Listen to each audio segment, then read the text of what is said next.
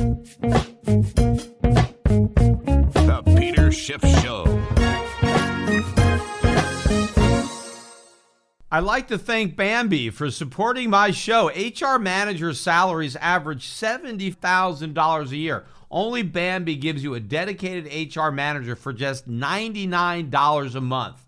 Get your free HR compliance audit at Bambi.com/gold. That's spelled Bambi, BAMBEE.com/gold.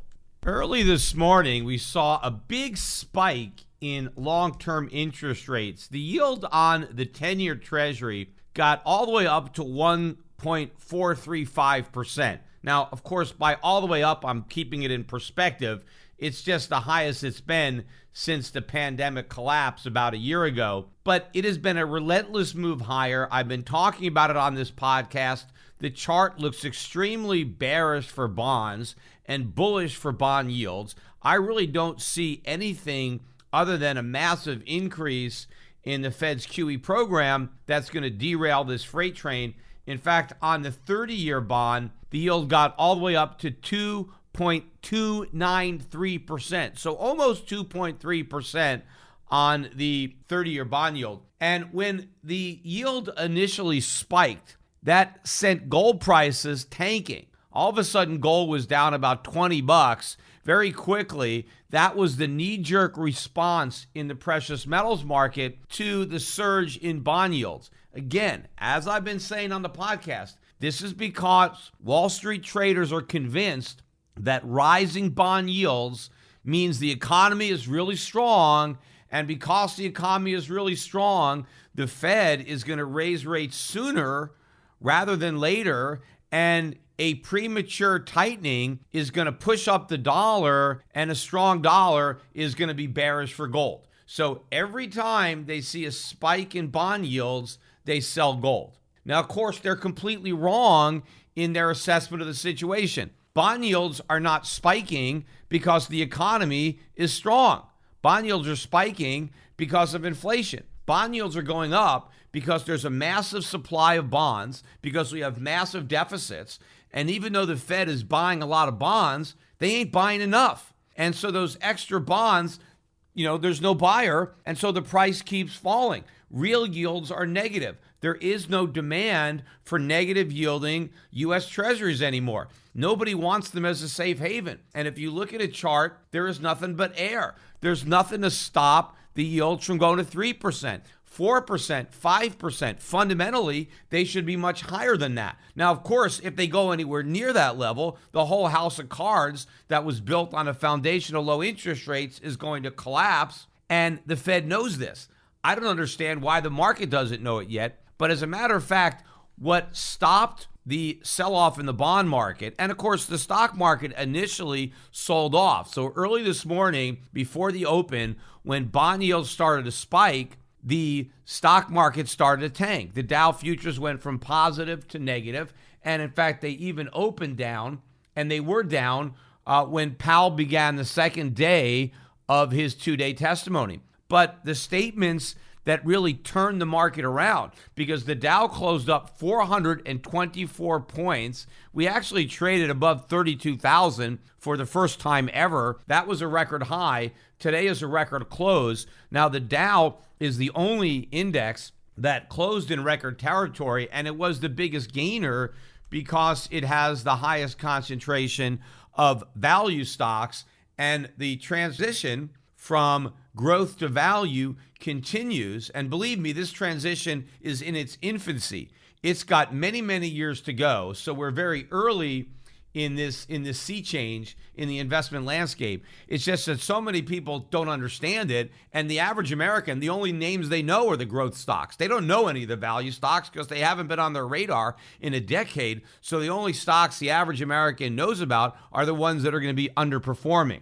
The stocks that we own and that we continue to buy are the ones that are going to do really well. But what stopped the rising bond yields, although bond yields still closed positive on the day, bonds were still down. So we closed at just under 1.39 on the 10-year, and the 30-year closed at 2.242. So these are still big jumps from the prior day, just well off the intraday high, thanks to some timely comments by Jerome Powell. And also, I think another Fed governor chimed in with similar comments. But this is what Powell said, and this was early in today's testimony. And I'm going to spend a lot of this podcast going over what Powell said to Congress. Yesterday, he was in front of the U.S. Senate, and today it was the House of Representatives. Of course, all of it was virtual, but I am going to go over the lowlights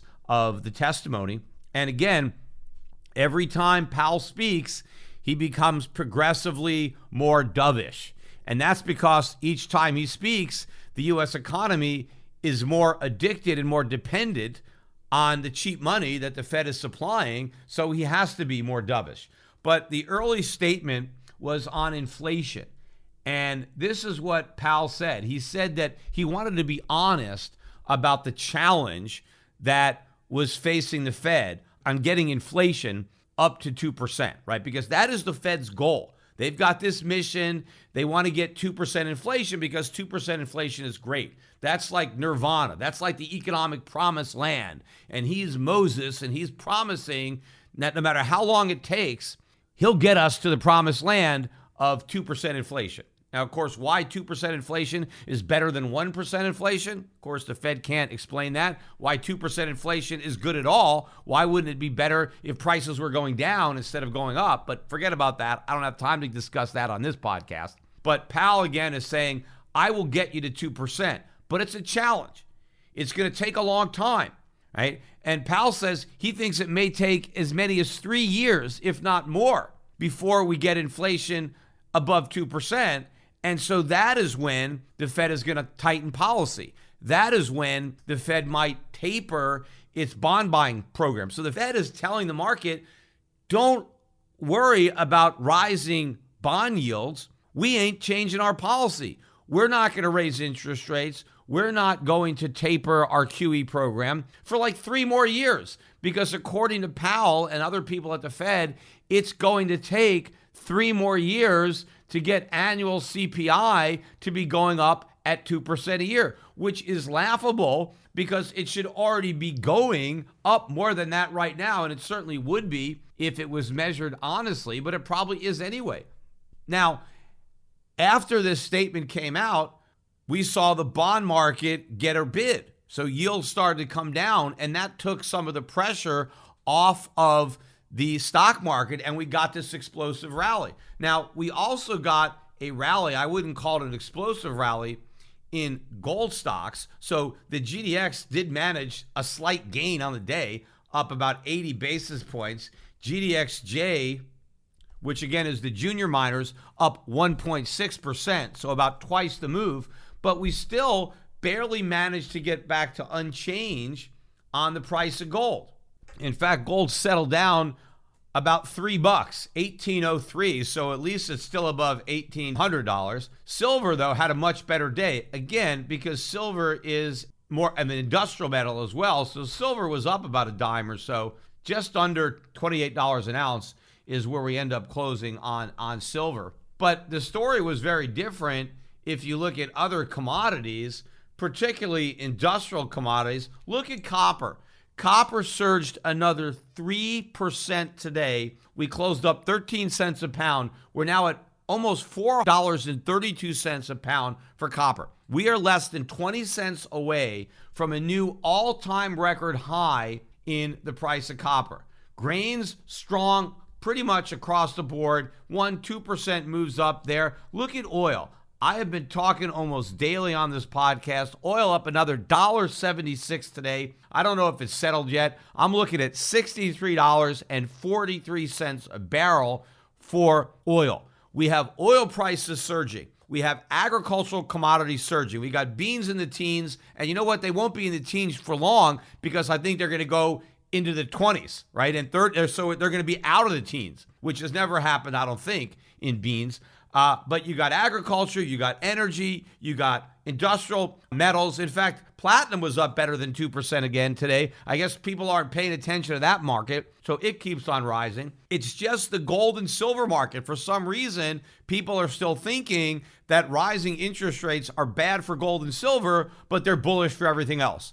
But the reality is they're not. They're more bullish for gold and silver than any of these other commodities, because what the market still doesn't get, despite everything that Powell has been saying, and I'm going to go over again the testimony from yesterday and today, which the market should be able to figure this out based on what the Fed is saying. I mean, they're not being secretive about their points, but the Fed is not going to raise rates or shrink its balance sheet or taper its bond purchases in response to rising long-term interest rates. That may have been what the Fed did in the past, but it ain't going to do it again in the future because it can't. In fact, here is the reality that nobody wants to acknowledge. As interest rates are moving up, rather than raising rates and reducing the size of its QE program, it is going to increase the size of its QE program. Now, it can't cut rates because they're already at zero. I don't know that they're going to go negative, but they will increase QE because that's the only way that the Fed can stop interest rates from rising. And at some point, they're going to have to do that because there is going to be a point where these rising bond yields become a big problem for the U.S. stock market if the rise continues. I think right now there's some complacency out there that interest rates are going up, but they're going to stop going up. Why would they stop? I mean, there's no technical reason that rates should rise. Look at a chart. I mean, rates are going to go way up, and they could go up very fast. I don't even know what's going to stop it. But then if you look at the fundamentals of the bond market, again, it's all supply and demand. We have got more debt than ever before, and we're going to create even more of it, right? We're about to pass this $1.9 trillion spending bill. So the Treasury is selling record and unprecedented amounts of negative yielding bonds. Now, yes, the Federal Reserve is buying a lot of those bonds every month, but not nearly enough to offset the deficit and not nearly enough to offset all of the treasuries that already exist that the rest of the world wants to unload. Why does the world want to unload their treasuries? Because they have a negative real yield, not just in terms of their coupon, but especially if you adjust the yield for the foreign currency losses, because if you are a foreigner and you're going to buy U.S. treasuries that yield 1 to 2%, but the dollar is losing 5 to 10% of its value against your base currency each year, that is a huge loss. Why would you want to ride that down? You wouldn't. So the world is unloading treasuries. So you have massive supply and there's no demand outside the Fed. So the Federal Reserve is going to have to pick up the pace. At some point soon, the Fed is going to be forced to announce a major increase in its asset purchase program. And when the Fed comes clean, then the market is going to figure out that they've got this wrong. Why they haven't figured it out already is beyond me. I mean, part of the whole reason that rising bond yields are supposed to be bearish for gold is because they're supposed to be bullish for the dollar. The dollar ain't going up. The dollar index is stuck at 90. I mean, it rallied a little bit early this morning with bond yields, but then gradually surrendered those gains. But that's if you just look at like the euro and the yen. Look at other currencies like those that are sensitive to inflation and commodity prices. The Australian dollar and the Canadian dollars were both up today, pretty solid gains, maybe about 0.75%. But more importantly, the US dollar hit a new 52-week low today against both the Australian and the Canadian dollar. So what is that telling you? The dollar is not going up. The dollar is going down. And it's going to keep going down because the Fed is going to print even more money because inflation is becoming a problem, not less. Again, the Fed is not going to fight inflation. The Fed is going to keep stoking the inflationary fire until it's burning out of control. Now, let me turn to some comments on the two-day semi-annual testimony where basically the Fed chairman goes before Congress and tells the congressman exactly what they want to hear and basically BS's everybody about how great everything is. And then the congressmen and women, well, they use this opportunity as a forum to basically score points with their own constituents at home and look good on the camera, as they pretend to care about all the little people, right? Now, of course, the one thing Powell can't be at this hearing is honest, right? Powell can't tell the truth, assuming he knows the truth. He can't admit that the U.S. economy is on life support, right? And the Fed is providing the life support, and that if the Fed were to take that away by raising rates or by tapering its bond buying, that the economy would die. That's what would happen. Now, that's actually what we need to happen because it's a zombie economy. This economy has to die so a viable economy could be reborn to replace it. The longer we keep this zombie bubble economy alive, the harder it's going to be to ever resuscitate a legitimate economy. So Powell basically just BS's everybody about how great things are, but how much more work we need to do, right? Because he has to talk about how many people are still unemployed and they're not necessarily being captured in the official unemployment numbers because they're not looking for work and therefore they're not statistically counted as being unemployed. But of course, we know that they would work if they had a job and they should be part of the labor force, but now they're not officially considered in it. And so according to Powell, when you properly adjust the official unemployment rate, the real unemployment rate is over 10%. And so therefore, even though the economy is looking good, it's not looking good for everybody. And therefore, we need to continue with this massive QE and 0% interest rates. But what he's not saying is the parts of the economy that we think are doing well are not. They're a bubble too. And if we take away the QE and the 0% interest rates, then that will collapse as well. So he has to pretend that the reason we're doing the QE is just because this small segment of the economy, leisure, hospitality, transportation, right, the part that's been affected by COVID, right, that's the only real weak spot, when in reality, the entire thing is weak. That's why the Fed has no choice in its mind but to continue with all the monetary supports until the dollar collapses, which means the supports can no longer prop up anything because you're trying to prop up the economy with nothing. Now, one of the comments I thought was interesting that Powell made yesterday, he acknowledged that it would be nice if the federal government wasn't running these big deficits. And that statement was in response to a question regarding our savings rate.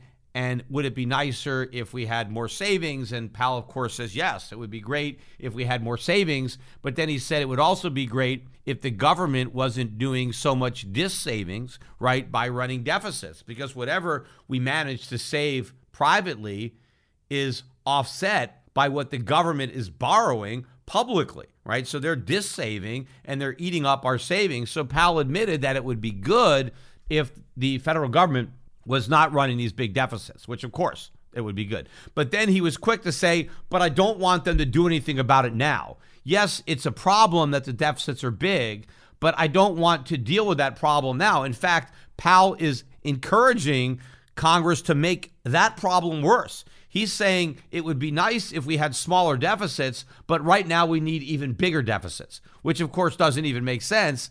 But what Powell wants is for the government to wait until everything is great and then deal with the deficit problem. But of course, nobody wants to deal with the problem when everything is great because nobody wants to rain on the parade. When everything is great, nobody wants to upset the apple cart. So basically, Congress will never deal with the deficit because they don't want to deal with it when times are bad, because after all, that's not the time. We need bigger deficit when times are bad. And when times are good, no one wants the good times to end. And doing something about the deficit would end the good times. So there's never a time to do something about the deficit. The only time to do something is when there's a crisis that involves the deficit, and then you have to address it, which is exactly where we're headed. And what is that crisis going to be? What form will it take? And that's going to be a currency crisis, because it won't be a bond crisis, because the Fed will prevent it from being a bond crisis by buying all the bonds. But where does it get the money to buy all the bonds? It prints it. And that is the problem, because eventually all the money they're printing is going to crash. It's the dollar crisis that's going to bring the bond crisis to a head, and only then will the government do something about it. Of course, by then, it's going to be much harder to deal with it. And of course, they're going to claim that, well, nobody could have predicted this, nobody could have seen this coming, and they'll blame it all on capitalism.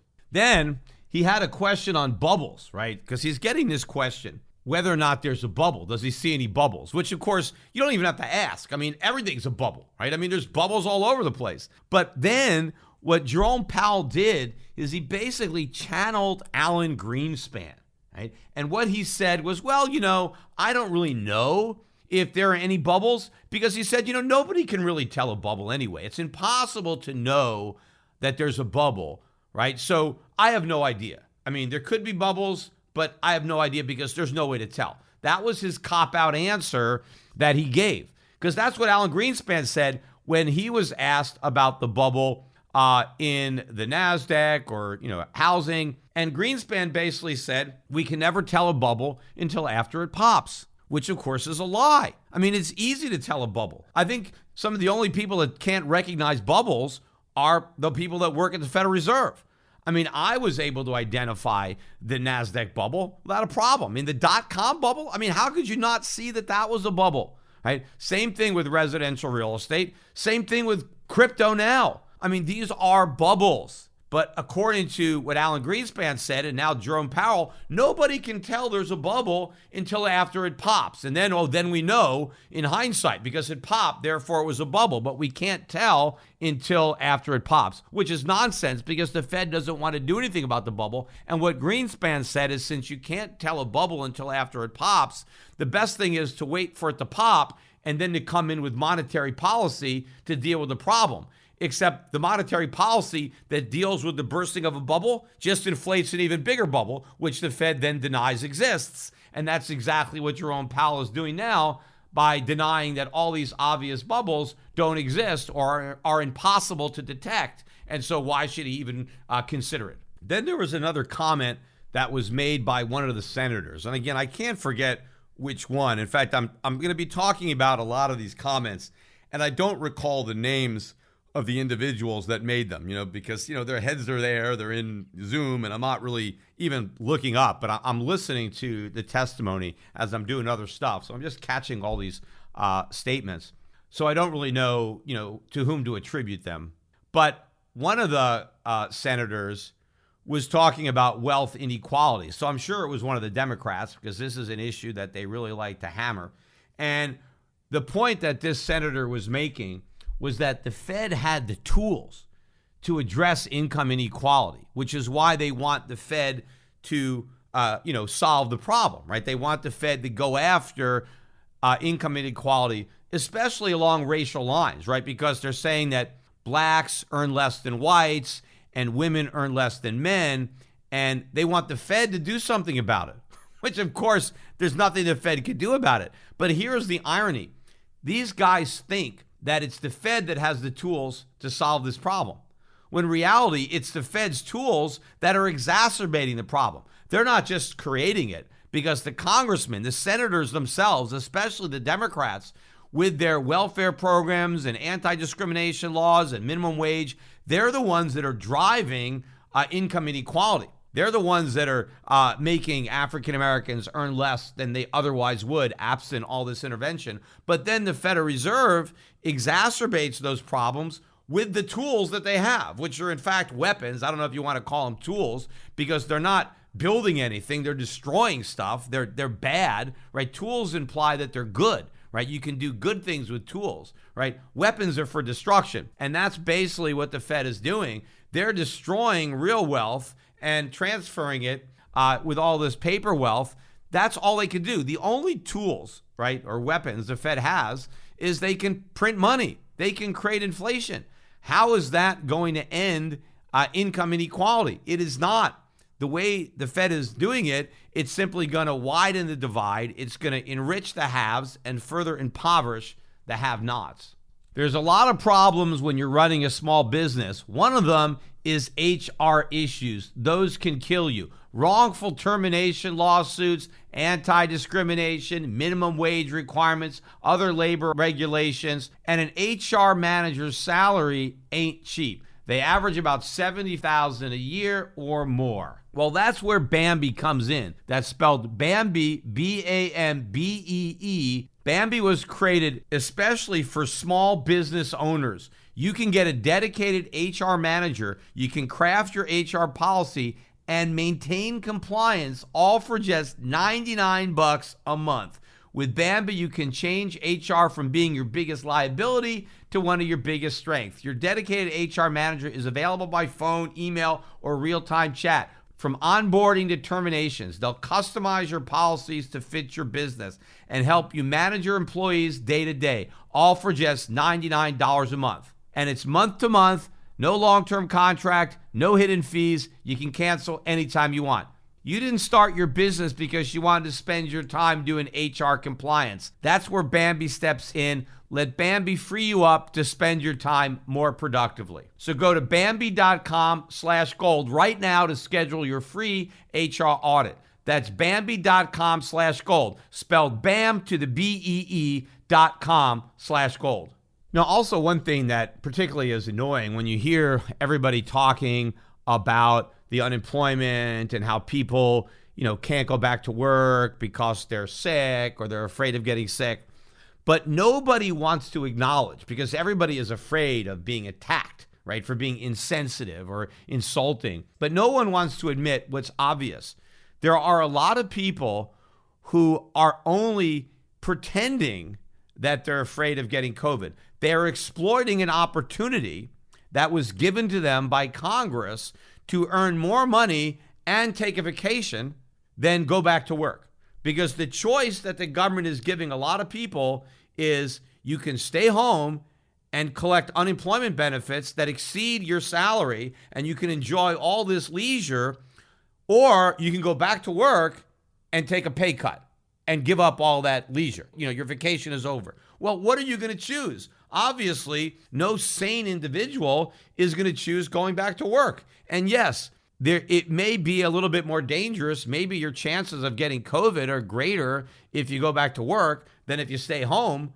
But given the fact that leisure is preferable to work and more money is preferable to less, people are going to stay home. And if they have to make up an excuse that, I don't want to catch COVID, and that's the reason, then that's what they're going to do. And a lot of these same people who are so afraid to go to work because they might catch COVID, they're not afraid to participate in other social gatherings. They do all sorts of stuff during their leisure. They come into contact with lots of people, and they're not worried at all about getting COVID there. But, go and actually do work at my job. Oh, no, that's too risky, right? I can't do that. See, nobody wants to admit this truth because nobody wants to be politically incorrect or accuse anybody of taking advantage of these government giveaways when that's exactly what's happening. And again, the same thing is happening with the PPP program. There is nothing but fraud. There are all sorts of companies that technically don't need this money that are getting it. And they are going to rearrange their finances and their affairs to fully exploit these programs and to take advantage to the fullest and get their fair share of the giveaway pie. And a lot of the moral hazard isn't just that people want the money, but they feel like they're getting cheated if they don't take it because they know everybody else is cheating and they're all going to get it. So they're a sucker if they don't do it too. They need to get their fair share of what the government is giving away. Now, moving on to today's testimony, I think this was a Republican congressman who made this point, and it was a completely asinine point because this guy was saying, and maybe he was a Democrat, I don't even know, so just a congressman, but his point was that he wanted the Fed to be more active in trying to stimulate the economy because he thought it was free. In fact, he thought it was actually better than free because he pointed out and he thanked Powell for the big check that the Federal Reserve was sending to Congress every year because the Federal Reserve earns interest on its balance sheet, right? All those government bonds that the Fed owns, the U.S. Treasury pays them interest. But the Federal Reserve is obligated to return that interest to the U.S. government. So when private individuals or foreign governments own treasuries and the U.S. Treasury has to pay interest, it doesn't get the money back, right? The creditors keep the interest. But when the government sells a treasury to the Federal Reserve, the Federal Reserve turns around and pays the money right back to the U.S. Treasury. And so it gets this check. And so according to this senator, that meant that the Fed could stimulate the economy and it would actually cause the Treasury to get more money. Whereas if the Treasury was going to stimulate directly with fiscal stimulus, then it would have to spend more money. And so the deficits would be bigger. So according to this senator, we have smaller deficits when the Federal Reserve is paying for the stimulus by printing money than when the U.S. government is paying for the stimulus by borrowing money. And of course, completely ridiculous statement, because if the Federal Reserve wasn't printing all that money, interest rates would be rising because the printed money is being used to monetize the debt. And if the Fed wasn't printing that money, interest rates would be rising and the U.S. government would be forced to cut government spending to stop rates from rising. Also, because higher interest rates would mean a higher cost to service the debt, and the government wouldn't have the money and so would therefore have to cut spending to offset the rising burden of servicing its debt. So it's the opposite. It's precisely because the Fed is so accommodative and printing so much money that the deficits are so big. If the Fed refused to monetize the deficits would be much smaller. So this senator claiming that it's good if the Fed prints money because that's keeping the deficit smaller, that they would be even bigger if the Fed wasn't there, is nonsense. In fact, if there was no Fed and we had honest money, there'd be no deficits. It's the funny money system that we have now that is responsible for the enormity of the debt and why we believe that we can keep on going deeper and deeper into debt with impunity. Powell was also asked about, why he thinks it's important for the Federal Reserve to be independent. And he basically didn't answer the question other than by saying, I believe in independence of the Fed. It's a long tradition. He said it's not in the Constitution, which of course it's not, because the Federal Reserve is not in the Constitution. We didn't have a Federal Reserve until 1913. But it was created as a private corporation. That's what it is. That's why it's independent. It wasn't even part of government. And the reason it wasn't part of government is because the government is not authorized by the Constitution to do anything that the Fed is doing. The government can't print money. They don't have that power, but the Federal Reserve can. But of course, the Federal Reserve was printing notes which were acting as currency, which were redeemable in real money, which the U.S. government could coin, which was gold and silver. So the original Federal Reserve notes were promises to pay gold and silver, but they were issued by a private bank. Now those notes have no value because they've been repudiated. You can't get any real money for your Federal Reserve notes, but they were still issued by an independent private company, not by the U.S. government. But practically speaking, the whole act, has been compromised and the Fed is no longer independent. But the idea that Powell supports independence is all a bunch of nonsense. That's all superficial, because the reason that the Fed was independent, apart from the fact that the government has no constitutional authority to do what the Fed was set up to do, but it was so that the Federal Reserve would not be an engine of inflation. So the Federal Reserve would not encourage U.S. government debt by monetizing it, which is why the original Federal Reserve Act made it illegal for the Federal Reserve to even own any U.S. treasuries. They did not want the Fed to lend money to the U.S. government because they didn't want the moral hazard of allowing the U.S. government to borrow from the Fed. So the fact that Powell is so cooperative with the U.S. government and is encouraging the government to go deeper into debt and assuring the government that the Fed will monetize the debt and keep interest rates artificially low, the Fed is not acting independent. The Fed is acting as if it were an arm of the government. Powell is acting as if he's part of the Biden administration. So the fact that they want to pretend that they're in favor of an independent Fed, that's all just window dressing. The Fed is not independent at all, and Powell's own actions prove that. What are the comments that Powell made about inflation? Because quite a few congressmen asked Powell if he's worried about inflation. And of course, no matter how many times the question is asked, the answer is always the same, and it's basically no. And one of the points that Powell made today was that, well, what the Fed is worried about is not inflation, but inflation expectations. And as long as those expectations are anchored, then everything is fine. And what he means by that is that people are not starting to expect higher inflation. Well, you know what? They already are. Pretty obvious that inflation expectations are already unanchored, and we're going to drift further and further away from the Fed's 2% target. At what point, though, is the Fed ever going to be concerned that the inflation rate is too high above its target? And my answer is going to be never. I mean, it may be concerned privately, but it will never acknowledge its concern publicly, and it will never do anything about it until there's a crisis. Because if it does something about it before there's a crisis, they'll cause the crisis. And no central banker or no politician wants to cause a crisis prematurely. They'd rather wait for the crisis to happen because hopefully it'll happen on somebody else's watch. And if it does happen, they can blame the free market. If they cause the crisis by acting preemptively, then they're going to get blamed. Even if that action ultimately mitigates the damage, they don't care. They just don't want to get blamed for the problem, even if their delay makes it much worse.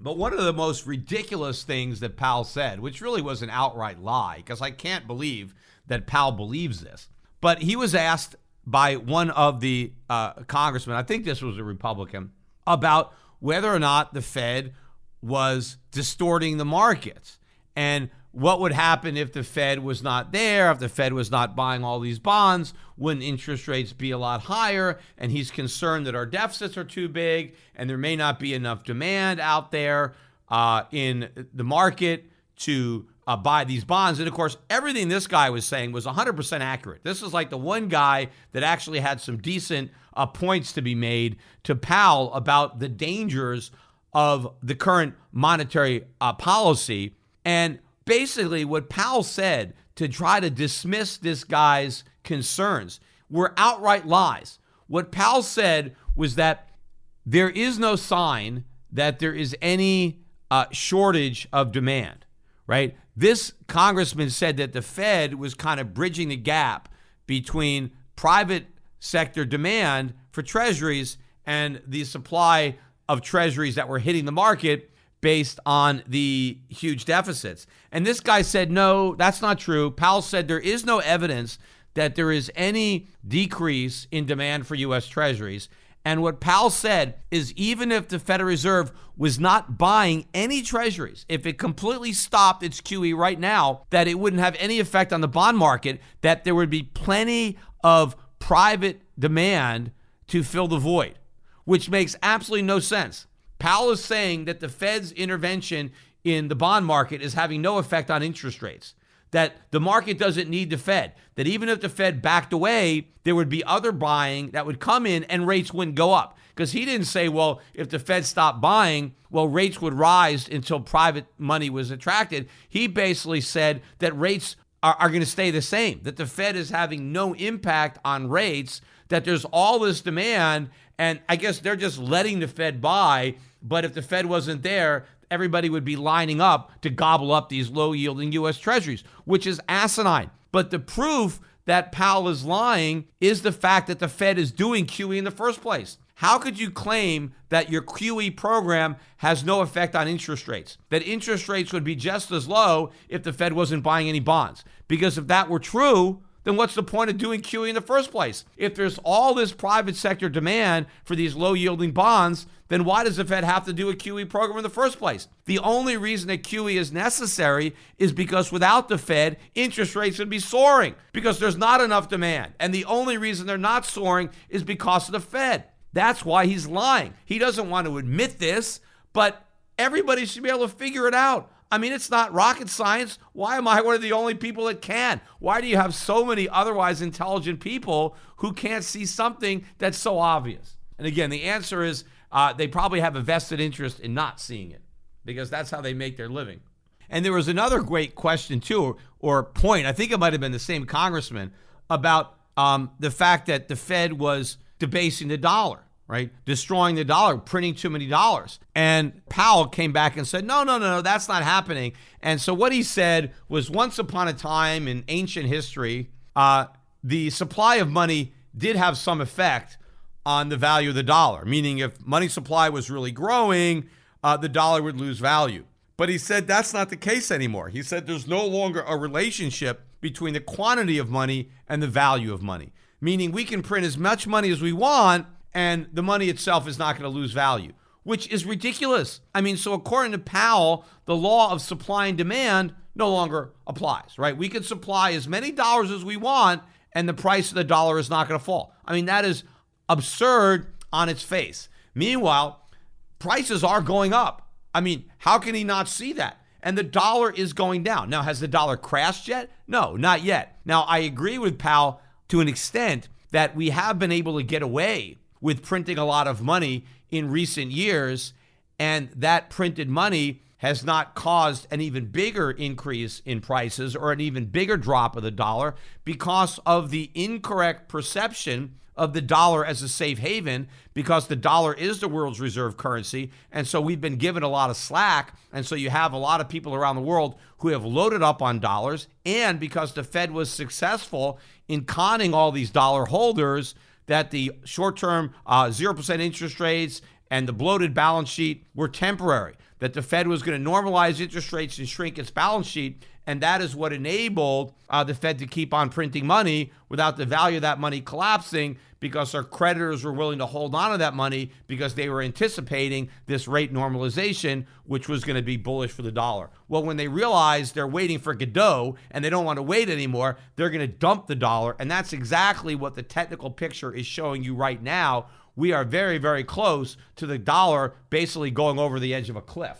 But the point is, though, that you've got the Fed, right, basically in charge of the printing press, believing, unless they're just lying, that they can inflate the money supply all they want and it's never going to result in inflation, which of course is sheer nonsense because they are creating the inflation. The only thing that's happened is we've been spared the consequences, but they haven't been eliminated. They've just been delayed, but because they were delayed, they've been exacerbated. And so the Fed sowed the wind, and now we're going to reap the whirlwind.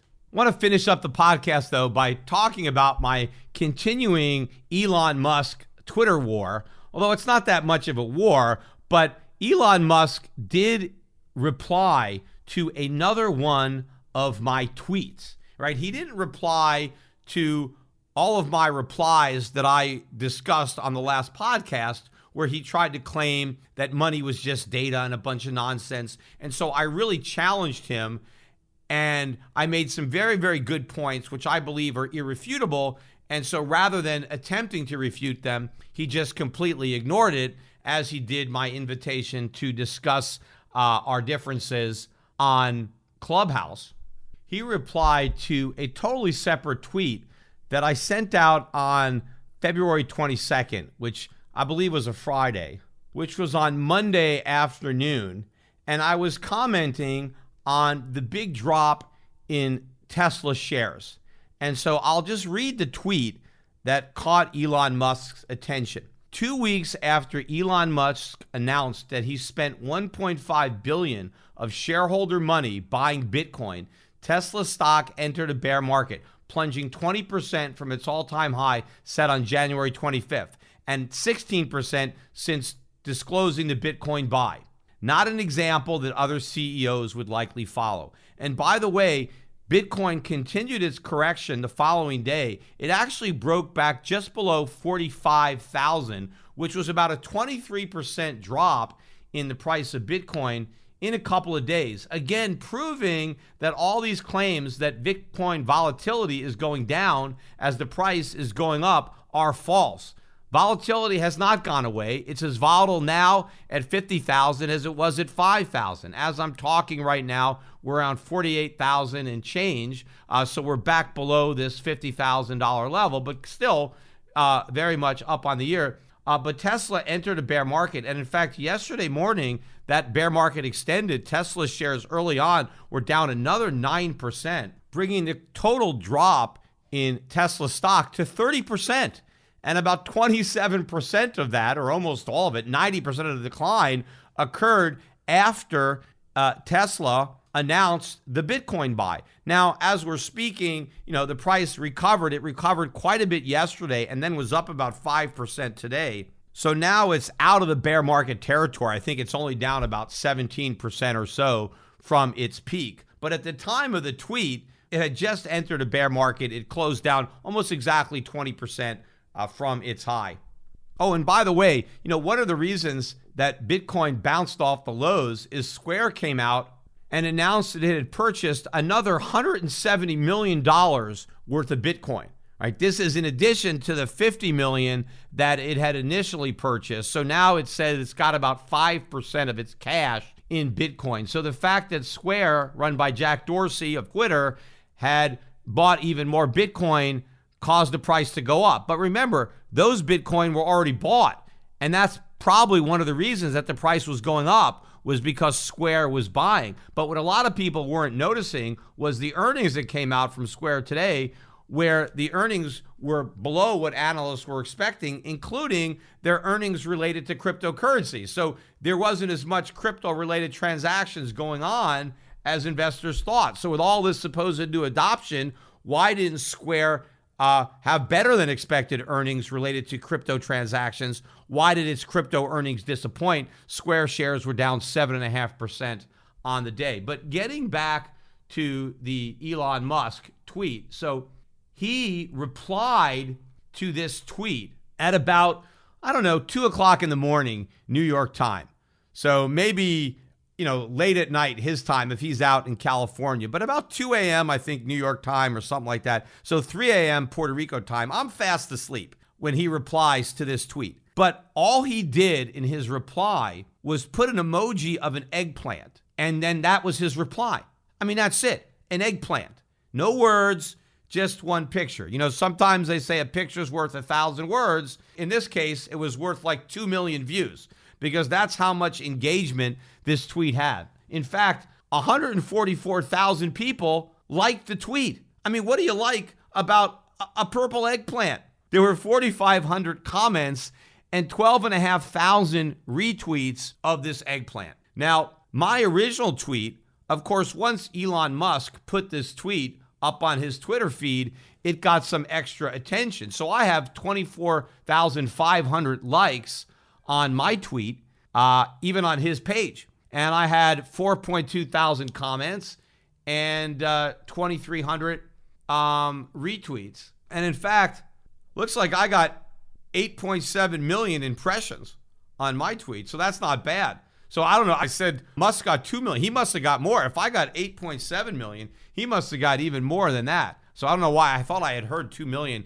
on the television, but that's got to be wrong. It's got to be much more based on what I'm looking at on my own engagement on my original tweet, because he had so much more action on his tweet. Although as a percentage of his followers, he's got almost 48 million followers. Right, and I have just under 400,000. In fact, I've jumped up quite a bit. I think he's helped give me an extra 20,000 followers, I think, over the past few days. I'm almost at 400,000. Although I read an article, somebody was making fun of me, and they said that Elon Musk had 10,000 times the number of followers that I do, which he doesn't have 10,000 times as many followers. He has 100 times as many followers. Still, he's got a lot more followers than I do.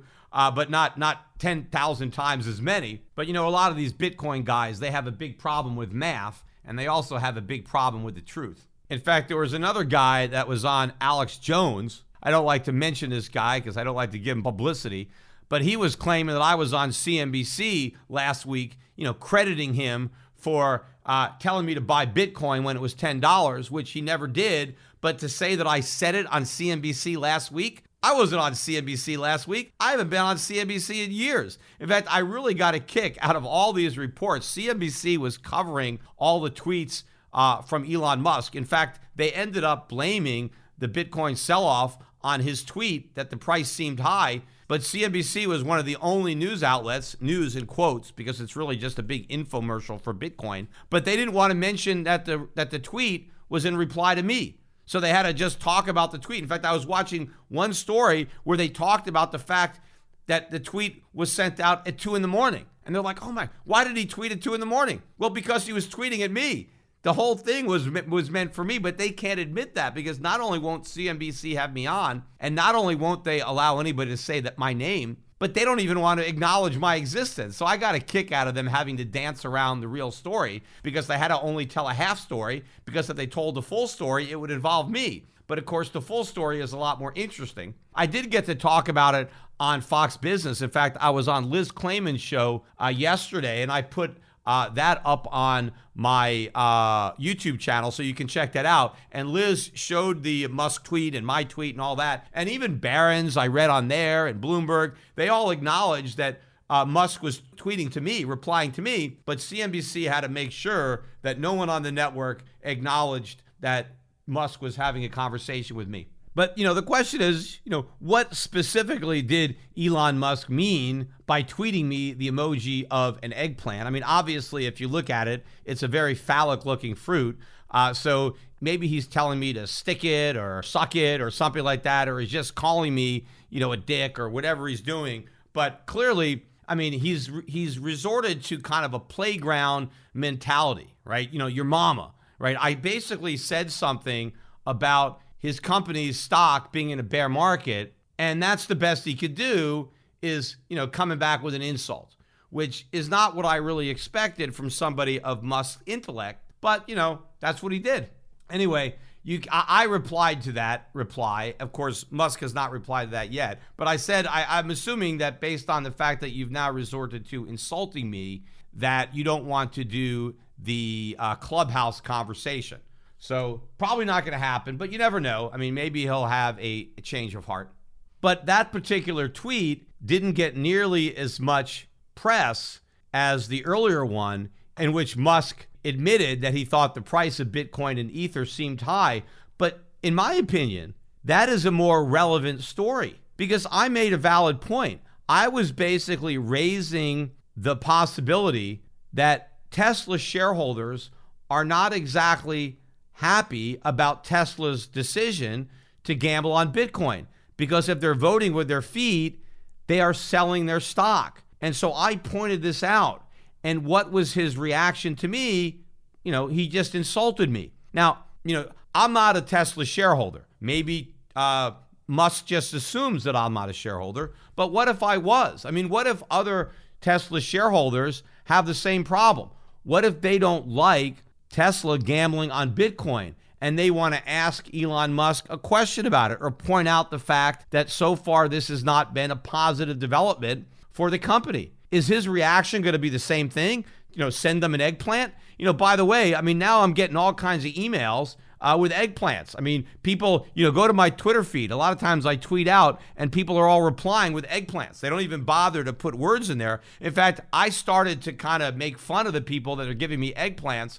For most of yesterday, I altered my own Twitter bio and I put an eggplant in between my name. So I was Peter Eggplant Schiff. And I also thought it was funny because if he's calling me the D word, and my middle name is D anyway, David, so I'm Peter D. Schiff. Well, I just figured I'm Peter Eggplant Schiff or, whatever. And I put that where eggplant was my middle name just to kind of make fun, not only of Musk, but of all the people that were sending me eggplants. And by the way, now there's all sorts of memes out there and other images regarding me and an eggplant. So it's, he's set off a whole thing about it. But the real story was the way Musk chose to deal with a legitimate criticism about how quickly Tesla fell into a bear market following the announcement that he had bought Bitcoin, even though the Bitcoin that he bought had appreciated in value. And there are a lot of people that are trying to point out how Tesla has made more money on its Bitcoin purchase than on selling cars, which may actually be calling attention to the fact that they're not making a lot of money selling cars, that they're making more money buying Bitcoin. But of course, they haven't actually made any money buying Bitcoin because they haven't sold. Anybody can buy. Let's see you try to sell it, especially when you're talking about 1.5 billion into Bitcoin. That's another thing entirely, getting 1.5 billion out. But also, I was thinking about another reason that Musk may have ventured into Bitcoin. It may have been a distraction. I mean, maybe there are some problems at Tesla, bigger problems with their products and their earnings. They got some problems in China that Musk would rather not deal with. So by getting into Bitcoin, it takes people's attention off of some of the problems and has them focus on Bitcoin. I think that's exactly what happened with Michael Saylor and MicroStrategy. I mean, I think that stock was probably having problems as a company. And so kind of to change the conversation, he decided to turn the company into a Bitcoin ETF so he wouldn't have to deal with it. And in fact, now that the company is a Bitcoin ETF, the price has skyrocketed, although it's down quite a bit from its highs. It's almost dropped 50%.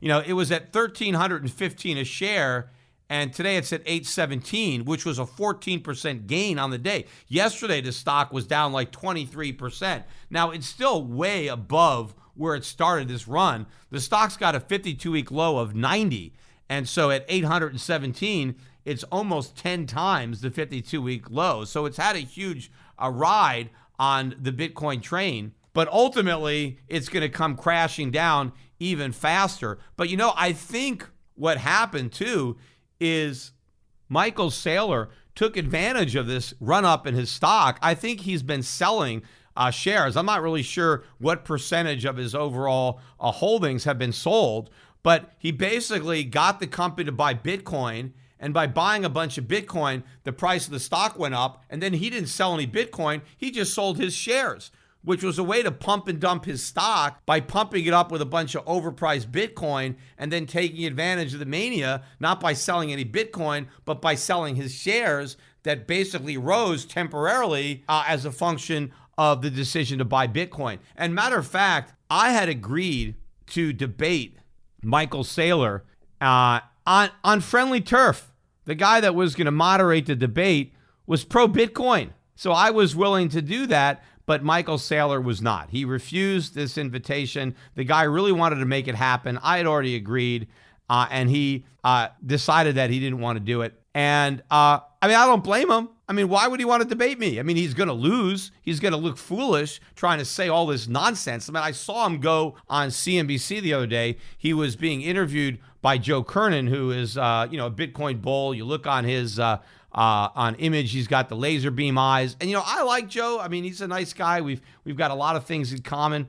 But he is so drunk on the Bitcoin Kool-Aid that he is letting Saylor say all kinds of crazy things. Crazy. This guy was saying that not only was Bitcoin going to flip gold and take all of gold's market share and basically make gold worthless, right? But it was going to take all the sovereign debt markets, that Bitcoin was going to have the value of all the gold and all the sovereign bonds, and that everybody was just going to own Bitcoin and nothing else, and that just the price was going to go, to $1 million, and it couldn't go down. It was just crazy stuff that, if I came on there and tried to say anything 1/100th that crazy about gold or anything else, they wouldn't let me do it. They would be yelling at me or talking about my objectivity. And again, I read all these reports too. A lot of these articles were written about the Elon Musk tweets about how Peter Schiff is this renowned Bitcoin critic. I'm a Bitcoin critic, and everybody, because it's a lot of Bitcoin related publications that are reporting on the exchange between Musk and myself. And they all point out that I sell gold, and therefore I'm biased against Bitcoin. Nobody can talk about or write about my opposition to Bitcoin without mentioning that I'm biased because I sell gold. Meanwhile, they never mention the bias of everybody who is pro-Bitcoin, especially when 100% of their livelihood depends on Bitcoin, right? They run a Bitcoin fund or a crypto fund or a business that's tied to Bitcoin. They've got their whole net worth in Bitcoin, and somehow they're not biased. But me, I make a small percentage of my income selling gold, right? Maybe not even 10% of my income I make selling gold. It's a side business. My main business is asset management. And if I wanted to manage Bitcoin, I can manage that, right? There's nothing that's stopping me from launching a Bitcoin fund. In fact, if I wanted to be pro-Bitcoin and launch a Bitcoin fund, I could raise as much money as anybody else, right? So I'm not the one that's biased. The ones that are biased are the ones that are pro-Bitcoin and betting their whole life on Bitcoin. And of course, when you own Bitcoin, you have to come out and tell everybody how great it is because you need more buyers. You have to sucker more people into the scheme. You need constant inflow of buyers. So there's where the bias is. And by the way, I have been watching the shares of the Grayscale Trust recently, and they have been constantly trading at a slight discount to their net asset value. Now, part of that is because the Canadians have launched a Bitcoin ETF, so now they've got some competition. Why pay a big premium when you can buy an ETF? And by the way, the management fees on that ETF are lower than the fees that you would pay Grayscale. So I think the gravy train is over for Grayscale. They're not going to be getting a lot of new inflows with which to buy up Bitcoin in the open market. And Grayscale has been the biggest buyer of Bitcoin, and now they're not going to buy anymore. So the question is, who is going to pick up the slack and buy all the Bitcoin that Grayscale's no longer buying? And if there's nobody there, well, then the price is going to crash. And yes, maybe Square has bought some, and maybe Tesla has bought some, and MicroStrategies. Everybody thinks there's a whole bunch of companies queuing up to do the same thing. Well, I don't think so, especially if Tesla enters a bear market so quickly after its decision to buy Bitcoin. Why would other corporate CEOs want to make the same decision when they can already see what the results have been?